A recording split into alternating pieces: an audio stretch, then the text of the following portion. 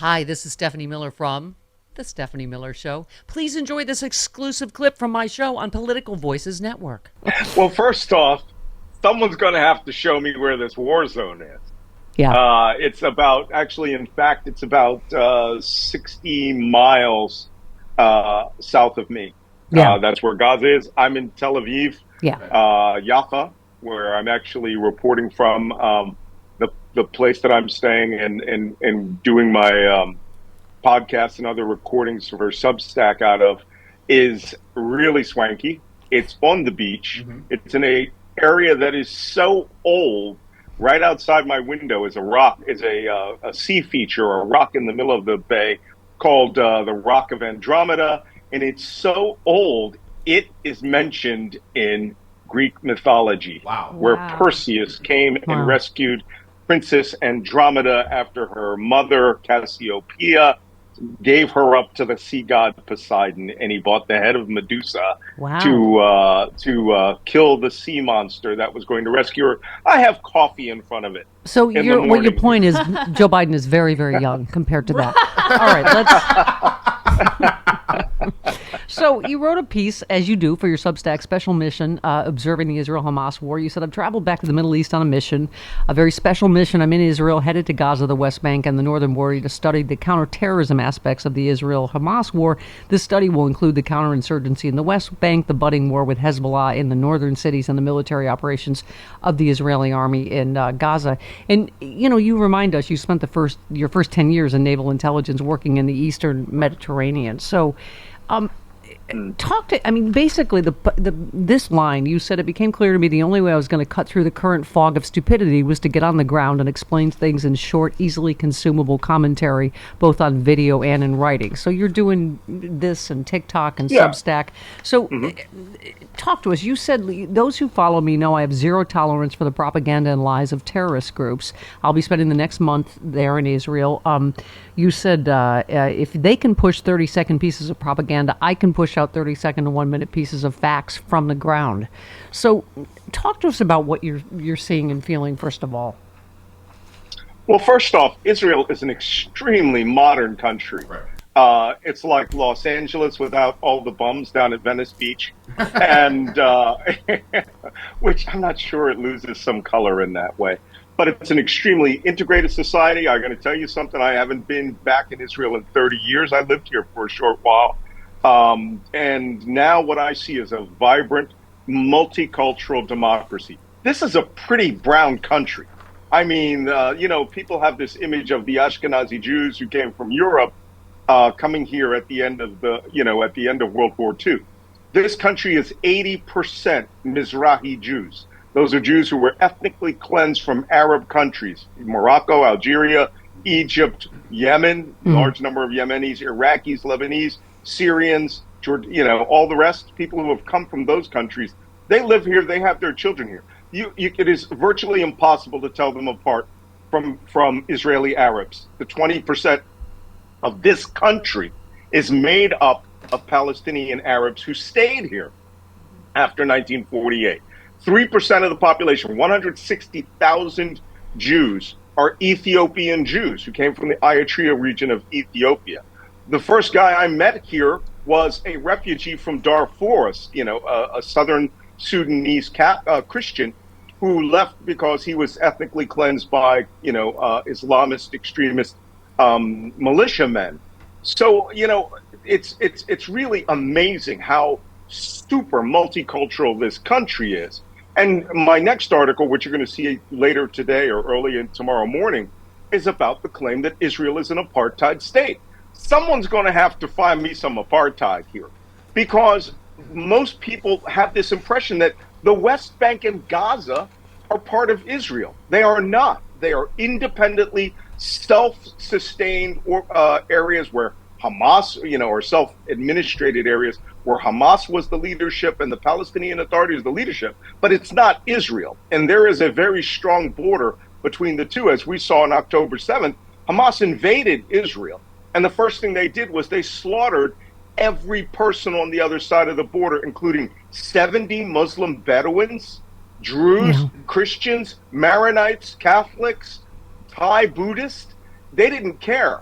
on the other side of the border, it's not apartheid, it's not segregation. It's an area, it's a group of people that have their own homogenous society and who are hell bent on eliminating this multicultural democracy here. Yeah.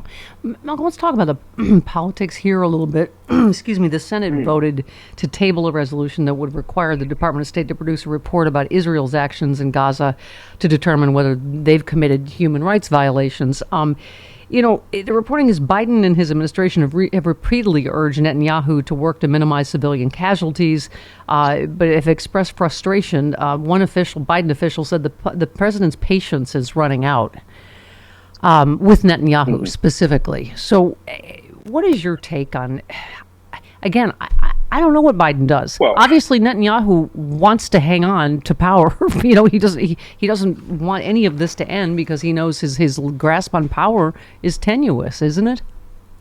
Well, let me tell you, his biggest threat are the parents of the people who are hostages. Because they had a massive protest here the other day. I just missed it by a couple of hours when I arrived. And, like the disappeared of Argentina, they have a disproportionate political impact because it's their families, children, women, and young men that are all hostages down there. Netanyahu, his form of right-wing extremist politics, I don't think it can survive. Good. I think when you talk about, engagement by the Biden administration, he's speaking to the other side of this government. He's speaking to the people who did not. What is Biden supposed to do? I guess that's my main question. Yeah. What is Biden supposed to do? I wish, honestly, I wished yesterday they could get rid of Netanyahu. But go ahead. Excuse me. Bless you. Well, first off, the United States has to maintain its policy. Israel is an ally, and I want to point out some things that just drive me absolutely crazy. That the stupid TikTok education system that we have right now is just amazing. Israel got $3 billion a year from the United States and has gotten none since we really initiated this war. In fact, what we did was allow them to take ammunition from American war stocks that were being stored here in Israel. And it was generally artillery and some precision weapons. But we are not funding the Israeli war on Gaza. Israel has a robust defense industry. The United States gives them $3.5 billion a year. We give Egypt the exact same amount, $3.5 billion a year, as part of the Camp David Treaty of, in 1979. Yeah. So, when I hear that, this is Americans are killing babies, or whatever is going on. The Biden administration has to maintain that. Another thing, 70% of Americans supporting Israel. Yeah. The very small, vocal, outsized micro minority of social justice activists and people who are chanting that they would like to genocide the Israelis by wiping them out from the river to the sea. They don't represent America. Yeah. They don't represent Malcolm, anybody other than themselves. The reason you keep going from one place to another that gives me a heart attack is because it is all connected. We just played President Zelensky speaking. We've got some Secretary of State Blinken speaking about how I don't know how people don't get it's in America's interests. That it is all connected. That Putin funded and trained Hamas. That he loves this. It's all. And if you let Putin just take Ukraine, talk about what that means for the United States. I mean, people have forgotten because, again, we're in a TikTok world. They don't understand that, the price of their Cheerios and gas is dependent on the United States having free trade and freedom of navigation with merchant shipping around the world. Iran, Russia are acting as an axis with these terrorist proxies in Lebanon, Syria, Iraq, and Yemen to destabilize the Western world. When this war started, it benefited Vladimir Putin and Iran. And Iran suddenly realized that they could impact. As a matter of fact, I wrote a Substack about that too. The America's at war with Yemen, war-ish with Yemen. But they did this to destabilize the American political environment. They know that a rabid Donald Trump would be the best thing in the world for Iran. They could work quickly to get an atomic bomb. by destabilizing prices, by using Yemeni rebels or Yemeni terrorists to cut off access to the Suez Canal, would raise prices all around the world. Yeah. The Iranians are very sophisticated. Moscow speaks to them on a minute-to-minute basis. So anything that destabilizes America, destabilizes Ukraine, destabilizes Israel, destabilizes the world, works for our enemies. You know, I was saying that, actually I'm looking at Carlos Alzraki coming up, and just about how everything, as you say, would be worse. God forbid if Trump were in office. Gaza would be a parking lot. He would have already given Ukraine to Putin. But Carlos says the far left who call Biden a war hawk. He's not invaded anyone, by the way. Trump's verbal response to the Houthis and now Iran would be to bomb the hell out of them, the likes of which they've never seen. That's always his, solution. Well, quote unquote. Not to mention Trump's statement making it very clear, that deportations from the United States would begin at 12 noon. Stephen Miller, baby Goebbels said that himself. And, by the way, that was one of the greatest days I ever had. One of the funniest jokes I ever made on Bill Maher was calling him baby Goebbels. So, I know. Gravy Seals and Meal Team 6 are up there as well. Yep. Go ahead. But this guy, Trump has said he will deport anyone that supported the Free Palestine movement. He would remove all school and student visas from anyone that participated in protests. He also said that he would deport any person who was not an American citizen that participated in any activity against Israel. Yep. This man's serious. And what do I have? I have people out there calling me a Zionist, racist, colonialist, words they don't even understand because they all have terrible dictionaries, and calling Joe Biden Genocide Joe in a place where there's no genocide. Hey, listen, I got called a Jew that's not defending Israel enough this week, and I'm not Jewish, first of all, but secondly, okay. Secondly, never mind. Boy, you're an awful Jew. Yeah, she's I'm terrible. Worst. Apparently, I'm bad. I'm worse at that than being a lesbian.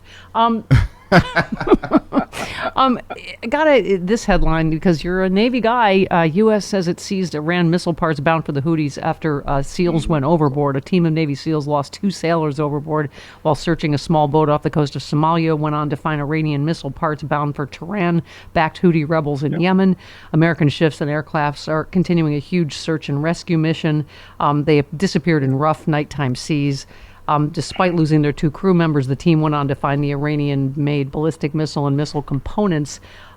This kind of broke my heart. I know it does you as a sailor. One of the sailors was knocked overboard. The other one jumped in after him. That is. Yeah, that's team guy protocol. If one of the guys goes over the side, his swim buddy goes in after him, and they link up and they await rescue. But as I understand it, I'm here on the Mediterranean Sea, and 4-foot, 5-foot swells here are really bad. Yeah. In the Indian Ocean, that's where they really were. They're in the Indian Ocean. It's like the Pacific in bigger, actually. They were having 8-foot swells, which means every time a wave comes, they rise and fall 8 feet, smashing against the side of the ship. If you hit that in a trough and the water goes down, and then it comes back, I don't care how good a swimmer you are. These guys have a lot of gear. Yeah. They have floaty vests that they can inflate there, but you might be knocked unconscious. God bless their families. Maybe some miracle will happen and they might be rescued. But they have a mission as well. And that mission is to recover these systems that are being sent to Yemen, have been smuggled by Iran for years. And, we're not at war with Yemen. We're at war with the systems that are being sent to Yemen designed to destroy global trade into the Suez Canal. Has virtually nothing to do with Israel. Here's what I love about you is you're an expert, but you call them floaty things and also shooty things. Yeah. In war. Well, how are you going to understand? Quickly, I have to let you know that I ratted you out to Frangela. I sent them this tweet of yours about the black guy that's under a blanket that says Black Lives Matter is a scam. and because you are stealing Frangela's act. You said, my brothers and sisters, just remember slave patrols and slave catchers always brought one completely submissive Negro along to go into the woods to trick escaping runaways. They paid him in butter biscuits. Don't be a butter biscuit like this guy. I sent it to Frangela. I said, Malcolm is stealing your act. They use butter biscuit all the time. You know what? I might have stolen from that because I listen to Frangela relentlessly, especially when I'm overseas. Well, you heard driving. them say Michael I'm Steele like has a biscuit years concussion, back. which was very rude. You know, that guy is here in Israel right now, this right-wing Haitian American, nut who was, in his twin bed wearing his Spider-Man pajamas or something.